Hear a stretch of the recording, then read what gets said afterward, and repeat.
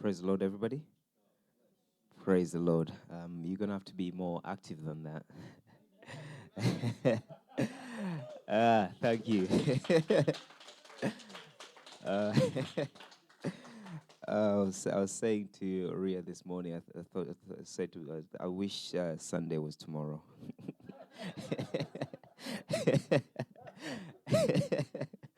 Sometimes you do stuff and you think, yeah, still got it. And then you wake up the next morning, you're like, I wish I didn't. This is my I wish I didn't moment because I was up late for some reason. I don't know what's happening last night, but now we're here. Maybe danced a bit too much. But praise the Lord, everybody. Hope you all had a good week this week. I'm just going to be looking at something that I kind of shared already. So for those of you that have seen the Morning Manna, I do apologize. Some of this is going to be similar to what you've already heard, but I hope to share something that will bless each and every one of you. So I'm looking at the book of Luke, and I'm reading chapter 13, verse 10 down to verse number 17. Luke chapter 13, verse 10 down to verse number Luke chapter 13, verse number 10 down to verse number 17. I need coffee. I need something to wake me up. um, so it reads as follows. Luke chapter 13, verse 10. It says, "Now he was teaching in one of the synagogues on the Sabbath day.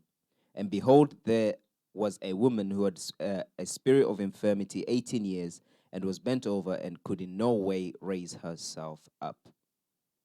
But when Jesus saw her, he called her to him and said to her, 'Woman, you're loosed from your infirmity.' And he laid his hands on her, and immediately she was made straight and glorified God. But the ruler of the synagogue answered with indignation because Jesus had healed on the Sabbath day.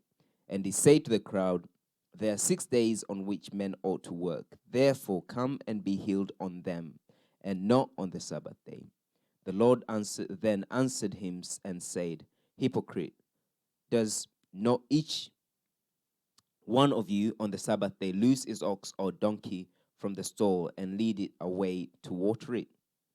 So ought not this woman, being a daughter of Abraham, whom Satan has bound, think of it, for 18 years be loosed from this bond on the Sabbath day.'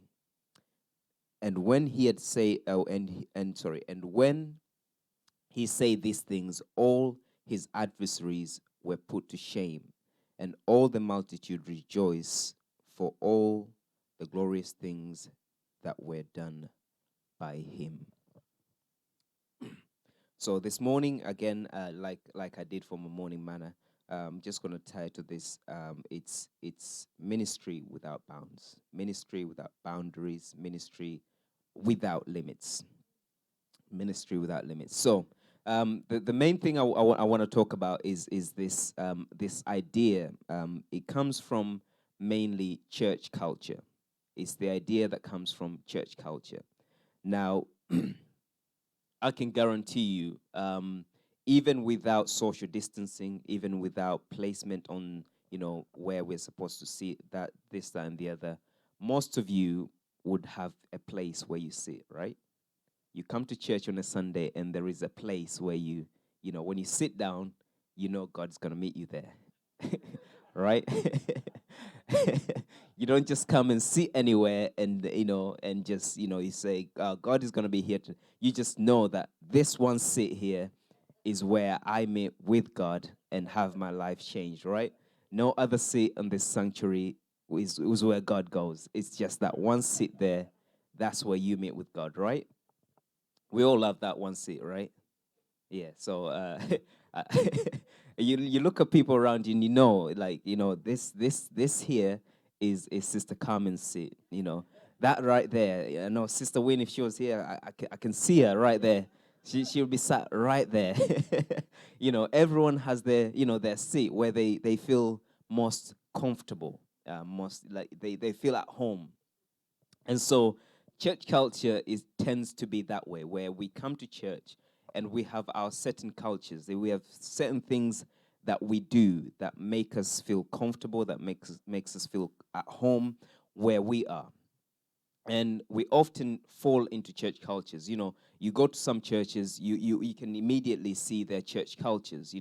Let's say if you go down to the south, a lot of the churches, ladies you'll see with fascinators and big hats, and so forth. And then you go up north and you see different people with different cultures that they've picked up over time, and it becomes what they do. It's what they do. I remember when I was up in Glasgow for the conference, Pastor James told us a funny story. There was a church in North America. They bought the church like way back, and it was an old church building. The only problem is that they had a preacher that came to speak to the congregation. And one thing he noticed as he was preaching is that every half an hour or so, the congregation would get up. They separated into two rows, columns. So the congregation would get up and move over to the other side, and the side on the left would move over to the other side. And every so often they would do that. And so he was very confused. What is going on? What are these guys doing? I can imagine it be very distracting in the middle of preaching, just seeing people get up, move over to the other side, and the other side get up and move over to. So at the end, he asked one of the young men that was there to assist him, what's going on? And the young man said, "Oh, it's something that we just do as a church. We just we do it." And so he was like, he was still confused, like, what do you do? So he went to one of the elders and asked the elders, why is it that in church I saw people move from left to right and right to left. And the old man say, when we first bought this building, we had a small problem. The heating only worked on one side of the church. And so and so to share the heating, what they would do is every so often they would just get up, move over to the other side so that the other side can also share the heat. And so it became a culture that's what they did. They just did that. And so when the new generation came up, they didn't know. At this point, the heating was fixed, but every so often they just get up and move over to the other side, and the other side would move over. And they're like, it's what we do, right? It's what we do. It's the culture. And so we can be caught up in cultures, and this can become a problem.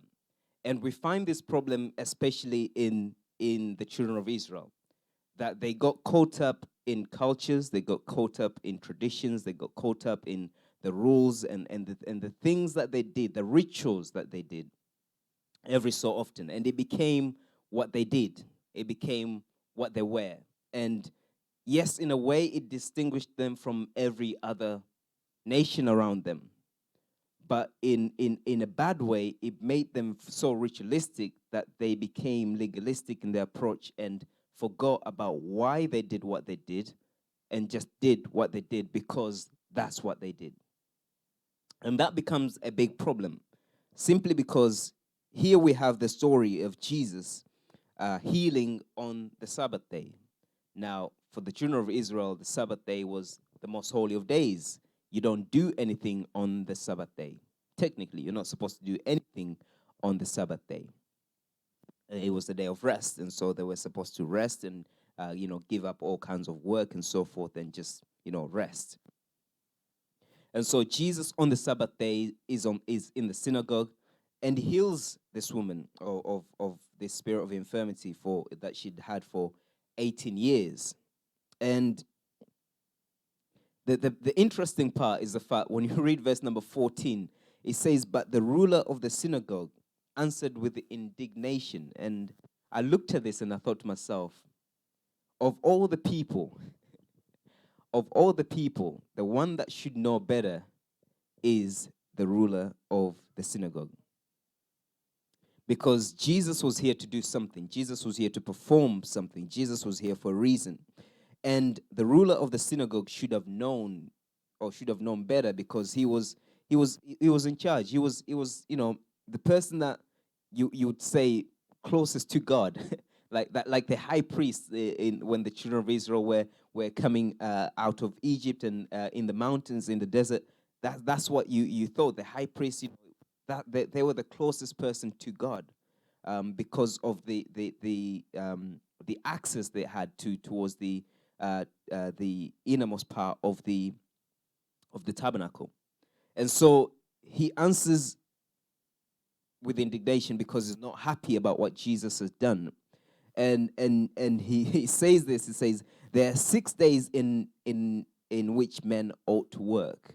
So he's considering this healing miracle a work. And he says, therefore, come and be healed on them and not on the Sabbath day. So you can get healed on any of the other 6 days. But on the Sabbath day, please, no healing is to take place on the Sabbath day. Nothing is to take place on the Sabbath day.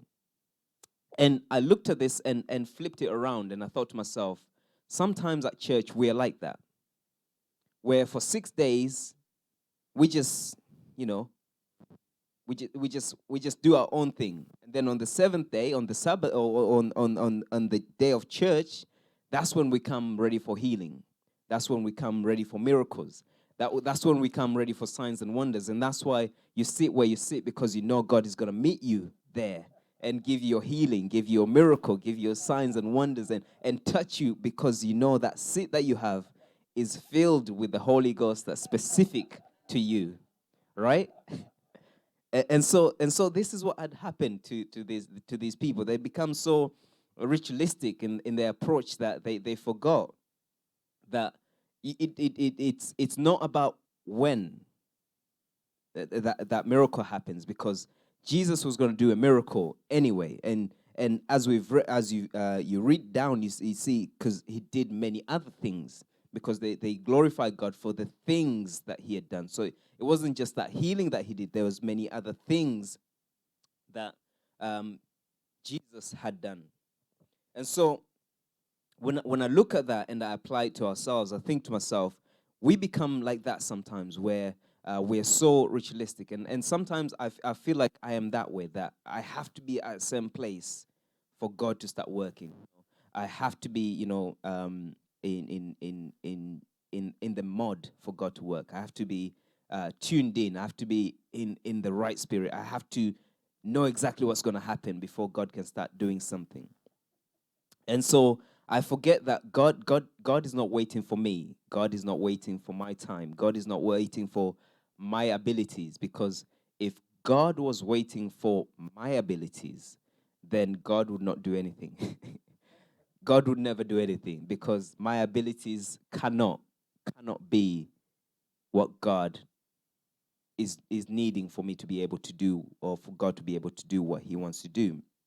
And so we become so ritualistic and so legalistic, in the sense that we only see that God is going to work in certain place. So you got to think, oh, I have to take my friend to church, because when he comes to church, then God can touch him, and so God can heal him, and God can do this. And you forget that you're on the bus, your friend has told you he's got a headache. You can pray for them right there and then, and they can be healed right there and then.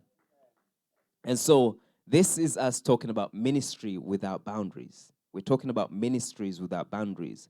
And often we forget that the church is not where most of our miracles should be happening. Most of our ministry should be happening. The church, with the 2-3 hours that we have, you cannot do everything that you need to do in the 2-3 hours that we get on a Sunday. For a lot of us, if you don't maybe attend prayer, if you don't attend prayer, you need to. If you only use the 3 hours, you cannot do a lot in 3 hours. But think about all the hours that you have outside of church, all the people that you meet outside of church, because for the majority, the people that are in church right now are the people that are actually seeking, people that are actually, they know how to get to. The majority of them will know how to get to God. Whereas the people that you meet outside, the people that you meet on the street, the people that you meet on the bus, at uni, at work, at school, they're the people that oftentimes, they're the people that are looking.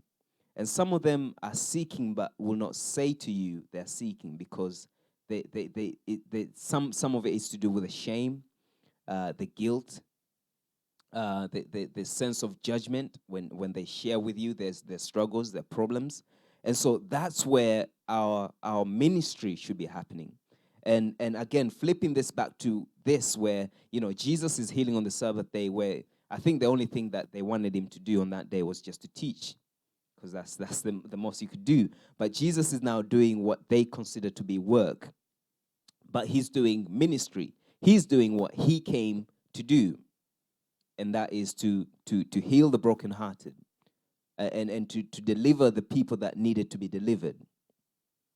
And the ruler of the synagogue sees it a completely different way, because he wants Jesus to do everything within the 6 days, which I think, considering what the ruler was thinking, that's a lot of days to do whatever you need to do and then rest on the one day. But Jesus, God works in different ways to what we would want him to work. And this is where sometimes I think it can become a problem, especially for us, especially maybe for me, myself, as a person that is, always thinking about, what is happening, always trying to figure out what is going on, always trying to kind of almost be a step ahead of God. You can imagine my position, trying to be a step ahead of God. Like, where is God going next so I can be there? But God is already there. He just wants me to follow. And so ministry without boundaries is us allowing God to work whenever, us allowing God to do whatever he wants to do whenever he wants to do. And so our ministry should not be limited to church. Our ministry should not be limited to our light cell groups. Our ministry should not be limited to the 1 hour of prayer that we have on a Thursday. Our ministry should not be limited to our devotion time that we have every time we're in the morning or in the evening or wherever you have your devotional. It should not be limited to that. Your ministry should not be limited to just when you're speaking to your pastor or your elder or your leader. It should not be limited to that. Your ministry should be limited only by the people that you meet that need Jesus. So if you're only going to meet 10 people that need Jesus, then that should be your limit. That should be the limit of your ministry. And as we try to venture out, I just wanted to encourage you to think of it that way, that when you're out on the street, that's where your ministry is. In the Old Testament, I think Brother Keith Gentry speaks about this a lot, about the church should be considered as a school of ministry. It's where you come to get filled, you come to get engaged, you come to get renewed, so that you can go out where the field is, where the harvest is, and that's where the people are that need Jesus. And so we come in here to be filled so that we can go out there and minister. And so next Sunday, when we're out there, out in the open air, that's where our ministry should begin to shine. That's where we should begin to be reaching out to people, because that's where they are. That's where the harvest is. When you look at the people around you, if you turn around and look at them, these people here, I would say, they've already been harvested, right? But think about the many others that haven't been harvested. And they're the people that we are meeting outside of these four corners of this building. They're the people that we need to be thinking about and reaching out. And so Jesus answers, this person says, "Hypocrite, do you not know, do you not think, you on the Sabbath day, you loose your donkey or your ox out of his stall to go and give it water?" For this person, obviously, it would be maybe his servants that would do that for him. And then he says, "So ought not this woman, being a daughter of Abraham." The ministry was for the woman that was considered a daughter of Abraham. So it was more important what she was receiving than when she was receiving it. The fact that she was receiving this blessing, this healing on the Sabbath day, should not have impacted or should not have had any bearing on her, in the sense that the ruler should not be upset. In fact, the ruler should be happy that it's on the Sabbath day that she finally has rest from this troubling infirmity that's crippled her for 18 years. And so we have to look at this, when I was looking at this, I thought to myself, we have to be people of similar or like-mindedness in our approach to ministry, that we're not limited by when it is that we got to do it. Jesus did not limit himself to say, oh, it's the Sabbath day, so I will have rest. I will, I will not do any healing today because it's the day of rest. But he did what he needed to do to minister to those around him. And so if we can be like-minded and think like that, that our ministry is not limited by, first of all, it's not limited by who we are, because God can use anyone. If Jesus says, I can make these stones, praise me, shout, cry unto me, then he can use anything, let alone people that actually have mind, people that have sense, people that can think and do things. And so ministry is not limited by who we are. It's not limited by the experience that we have, because some of us will think, oh, I've never done this before. It's never about you've never done it before, because yes, you may do it the first time and not do it quite right, but the more you do it, the more experience you get at doing it, and the more you become aware of what to do and what not to do. And then our our ministry should not be limited by our age. Sometimes say, I am too young. I'm only about 32 years. Still got a long time to go. No, I'm only about, I'm 16. I'm still at college. This and the other. No, it's not limited by that. God can use anyone. Some of us, you watch those YouTube videos of this 18-year-old kid preacher that's preaching up a storm, and you're like, God can use anyone. It's not limited by our ability, our skill set. Different people have different skill sets for different reasons, and God created us that way so that we can be different parts of the body, because you don't want a body full of arms. It's impractical, because arms are not very good for walking. Or for doing anything else other than what they're meant to do. And so you need a body that can do all kinds of things. And that's why we have different skill sets. We have people that will preach, people that will teach, people that will sing, people that will pull out chairs, people that will welcome people with a good smile. Not everyone has that. People that will do all kinds of things, people that work in the background that you never get to see, but they're doing something for the kingdom. And so ministry should not be limited. It should be unlimited. And when we work with God, God is able to do exceeding abundantly. God bless you this morning.